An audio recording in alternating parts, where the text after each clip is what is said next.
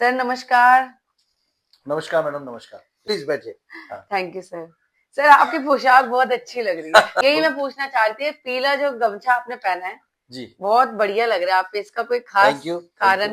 इसका देखो मुख्य कारण ये मकर संक्रांति के उपलक्ष्य में मैंने ये पहना हुआ कलरफुल कपड़े क्यों और पीले रंग का सबसे ज्यादा महत्व है कि ये सूर्य देवता का रंग है। हाँ जी, ये हाँ जी सर। फसल का प्रतीक है हाँ जी। और ये समृद्धि का प्रतीक है। हाँ जी सर। और इस ओकेजन पे या मकर संक्रांति के शुभ अवसर पे पीला वस्त्र सबसे शुभ माना जाता है। देखिए आपके पास जब भी आते कुछ नई जानकारी मिलने हाँ, मिलती है। बिल्कुल, बिल्कुल। क्रांति और मकर संक्रांति मतलब ये या दो शब्द है, इनका क्या अच्छा, मतलब है? अच्छा। तो संक्रांति एक संस्कृत भाषा का शब्द है हाँ जी। और इसका अर्थ होता है परिवर्तन, इसका अर्थ होता है स्थानांतरण, हाँ जी। ठीक है? और मकर संक्रांति का मतलब ये है कि जब सूर्य देवता धनु राशि से हम्म। मकर राशि में प्रवेश करते हैं, अर्थात दक्षिण गोलार्ध से उत्तरी गोलार्ध में प्रवेश करते हैं, तो उसको हम मकर संक्रांति के रूप में उस त्योहार को मनाते हैं। इस अवसर को हम मकर संक्रांति के रूप में मनाते हैं क्योंकि सूर्य देवता का मकर राशि में आना बहुत ज्यादा शुभ होता है क्योंकि ये समय होता है कोई भी मांगलिक कार्य जो आपके रुके हुए हैं वो मांगलिक कार्य जो क्योंकि पिछले मास में आपने नहीं किए होंगे क्योंकि पिछला खर मास था। खर मास का मतलब ये ना कि खराब मास महीना, ओके। उस पे आपने मांगलिक कार्य नहीं किए थे। हाँ जी, हाँ जी। अब आप मांगलिक कार्य सारे शुरू कर सकते हो क्योंकि शुभ महीना है। हाँ जी। ये नई फसल काटने का द्योतक है, ये नई ऊर्जा का द्योतक है, ये द्योतक है कि अब सर्दी खत्म हो गई है या खत्म होने वाली है और नई ऊर्जा सूर्य देवता आपको अब गर्मी की तरफ लेके जा रहा है, बसंत ऋतु की तरफ लेके जा रहा है। ये सब चीजें इसके द्योतक है और आज के दिन से ही इसको मनाया जाता है। मकर संक्रांति के बारे में आपने आज इतनी मतलब महत्वपूर्ण बात बताई है। जी, जी। मैं ये जानना चाहूंगी कि सर ये इतना फेमस क्यों नहीं हो पाया? जैसे हम दिवाली, होली मनाते हैं, उसके बारे में जानते हैं। जी, बहुत अच्छा क्वेश्चन आपने किया है। हाँ जी। बिल्कुल सही बात है कि इतना महत्वपूर्ण त्योहार है ये, हाँ जी। उसके बावजूद भी ज़्यादा इसका प्रचार नहीं है। जी, जी, जी। एक्चुअल क्या है कि ये जो त्योहार है हमारे देश के विभिन्न हिस्सों में अलग-अलग तरह से मनाया जाता है। ओके। जैसे राजस्थान और गुजरात की बात करूँ मैं, उस एरिया में इसको पतंग उड़ा के मनाया जाता है। बहुत उत्साह से लोग पतंग उड़ाते हैं, हाँ जी। ठीक है? और नए-नए वस्त्र पहनते हैं, मेल-मिलाप करते हैं, मेले का आयोजन करते हैं, इस तरह से किया जाता है। साउथ के अंदर इसको पोंगल के रूप में बड़े धूमधाम से मनाया जाता है, हाँ जी। ठीक है?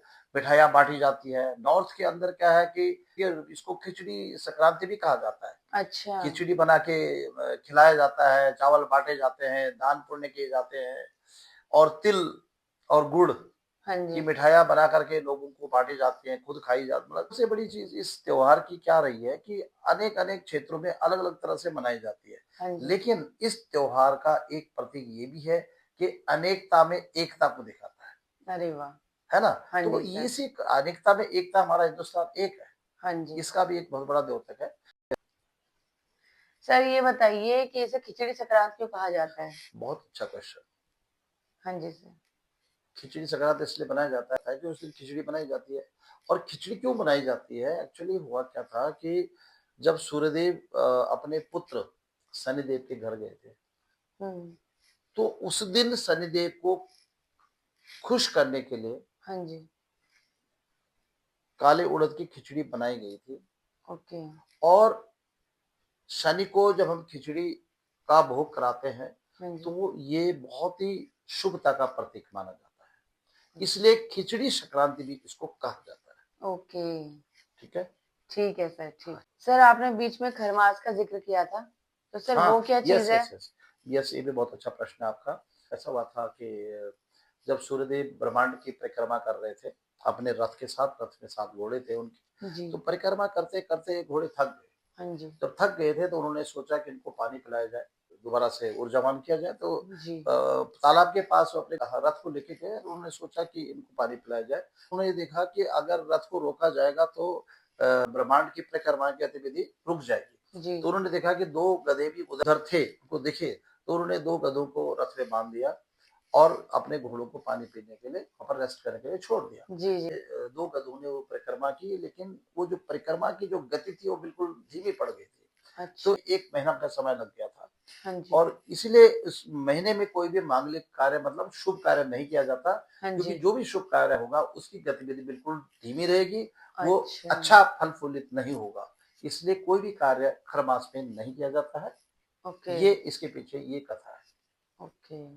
सर और कोई महत्व बताइए? हाँ, पूछा देखो, इस दिन एक और बहुत ही महत्वपूर्ण बात हुई थी कि इस माँ गंगा शिव जी की जटाओं से राजा भगीरथ गंगा माँ को पृथ्वी पर लेके आए थे और वो कपिल मुनि के आश्रम में ले गए थे, जहाँ पूर्वज राजा सगर के पुत्र 60,000 पुत्र जो थे वो कपिल मुनि के शराब से राख बने हुए थे।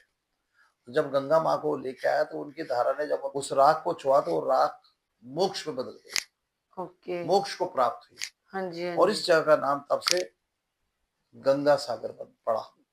ओके। समझे? वो कहते हैं ना कि सारे तीर्थ बार बार, हाँ जी, हाँ लेकिन जी। गंगा सागर एक बार। हाँ तो जी। गंगा सागर में अगर व्यक्ति लाइफ में एक बार भी अगर स्नान कर लेता है तो उसके सारे के सारे पाप धुल जाते हैं। ओके। Wow sir! ये वेस्ट बंगाल में है, हाँ जी, हाँ ठीक जी। है। और गंगा सागर लोग जाते हैं और ये बहुत ही पुण्य का स्थान है। हाँ जी। तो ये महत्वपूर्ण बात थी, मैंने देखा। ओके, ठीक है। हालांकि वैसे गंगा नदी सब जगह ही पूजनीय है हाँ और जी। पाप धोती है लोगों के, लेकिन वो गंगा सागर का कुछ ज्यादा महत्व हाँ जी। है। और अंत में मैं सभी अपने सम्मानित दर्शकों को मकर संक्रांति की बहुत बहुत शुभकामनाएं देता हूँ कि आप धन धान्य हो रहे, समृद्धिवान बने, स्वस्थ रहे और ईश्वर आपको सुखी रखे। धन्यवाद।